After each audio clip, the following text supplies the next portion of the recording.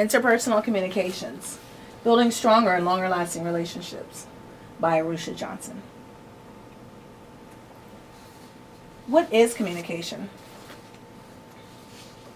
Communication is a means to give and receive information. It's a way to share ideas.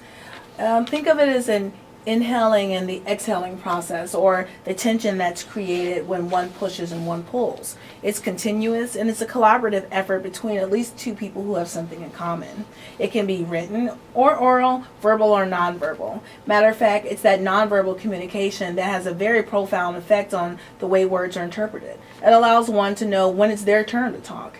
It expresses emotion, it defines relationships, and it also identifies one's role in the relationship. Communication can be impersonal, perhaps a generic greeting, or very impersonal, by maximizing the presence of others, as Stewart mentions. Conversation is the relationship. It enhances the relationship, it can completely take it down, and fierce conversations make it real. When I say fierce, I mean the intensity, the passion, the eagerness.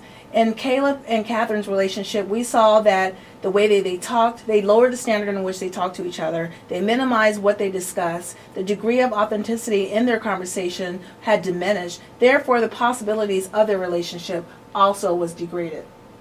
My overarching goals, first and foremost, is to eliminate negative self-talk. Remove all that all or nothing type mentality, those always and nevers and every single time. I recognize I have to take responsibility for my role in the problem and not necessarily take on the problems of everyone else around me. I need to listen more empathically and increase self-disclosure. I can sometimes come across as that it's difficult to bond with me, but if I opened up, I could build more trust and a better rapport with those around me. And I need to recognize my entitlement to be heard. Again, sometimes that negative self-talk it's almost, it bounds me. It's almost like having on chains, and I cannot be free within myself because I don't first recognize that I have a right to be heard. I want to be able to clarify misunderstandings and open the conversation so we can narrow debate. I have to ask those tough questions. I have to speak and state what sometimes is implied. It's those meta messages, the what's not being said. I want to be able to turn enemies into friends with genuine dialogue, listening from the heart, listening with the purpose of understanding, and adapting, being very patient so that I can adapt to those different communication styles. By increasing how I focus and encourage others and use reflection techniques, I can increase and deepen the dialogue, therefore enlarge the conversation between those I encounter. I want to have an ours type of approach and not just a me approach, so that I can join others to achieve something great. I have to be more self-accepting. It's almost like the self-fulfilling prophecy. What I tell myself I cannot do, I will not do. What I tell myself I can do, I will master. And I have to let the other happen to me while holding my ground. I must be assertive. This is me. I'm determined, independent, true enough.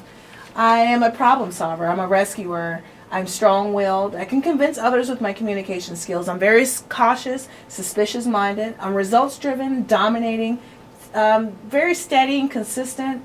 I like to get right to the point, but I'm sometimes very guarded by my perceptions and negative thinking, and very formal and rigid. At work, I feel like it's necessary. I need to be bottom line up front, get straight to the point. Give me the details accurately. I'm very competitive and very independent. So sometimes people feel like I don't need their help, but I do. At home, I'm the opposite, and I'm a less guarded. I'm friendly, I'm open, I'm empathic, I'm patient, I'm sensitive, and when I'm around those who when I'm around those whose support I need, I can come across as being very dependent. The negative impacts of my behavioral blend is that I can sometimes overuse my determination to persuade others. I'm not always sensitive to other people's feelings, and I can come across as not being very kind and warm. Sometimes people avoid getting close to me because it seems like I don't need them in my presence. And I wrestle too often with my positive and negative thinking. And on my worst day, and I mean my worst day, my sharp verbal skills can be used as a weapon. On a positive note, though, I'm very prepared, and that preparedness gives confidence to others in most of my daily missions. I can affect the mindset and emotions of those around me. I believe that attitudes are contagious, and I bring optimism to everything that I do. I'm very confident, and that's attracted to so many people, and it brings stability to others. I like doing what it is that I do, and I have no problem influencing others to do the same. It is a barrier for me that I listen in spurts. To people it seems like I'm fake listening, and I want to be able to listen from the heart and remove distractions and take the time out to actually be aware and present in the moment. Yes, I can be very convincing, dominating, and independent, but perhaps I need to solicit the verbal feedback of those around me and apply more of the talker listener card technique that Peterson teaches. I'm guarded by my perceptions, and then I wrestle between my negative and positive thoughts. I need to listen to myself. I need to eliminate those negative affirmations and give myself more supportive talk and just set realistic goals. True enough, I try to be a problem solver, and it becomes exhausting. Why do I feel like I need to be a rescuer all the time? I don't know. Is it because I'm an expertise in so many of the things I feel like I'm capable of doing? Well, perhaps I should solicit the recommendations of those around me and just sit back in silence sometimes and listen without judgment and without having to always offer criticism. In physical separation, even with my position at work, I don't always interface with those around me, but perhaps I can increase my face-to-face, one-on-one contact time and engage in more social settings. Don't let technology be a barrier for why I cannot come out of my office and engage with those around me. My internal affirmations, I have to eliminate. I need to set realistic goals. I need to stop sizing up other people when I encounter them and recognize when the flat brain syndrome is upon me. Don't get caught up in the flat brain tango when I'm engaging in conflict. I need to build supportive friendships so that I can have more of a positive affirmation to apply towards my goals. I need to resist distractions. And when I'm engaged in a conversation, I need to act like a mirror and reciprocate what it is or not reciprocate, but reflect on what that person is thinking and feeling, and ask questions and check my level of understanding and theirs too. My plan of action. I recognize listening as an art. It is an art, and it's a way for me to gain clarity and reduce misunderstandings. I think my most powerful tool, because I'm so aggressive at times, is silence. I need to just learn to sit in silence and be patient. I think in being patient, I'll come across as kind, and I'll be able to better collaborate with others. I need to hone in on other people's nonverbal skills. Many times I'm so caught up in what it is that I'm doing, what I'm saying, that I miss the message and what's being implied in what they're saying or not saying. I need to relax. Just go with the flow. Be less rigid.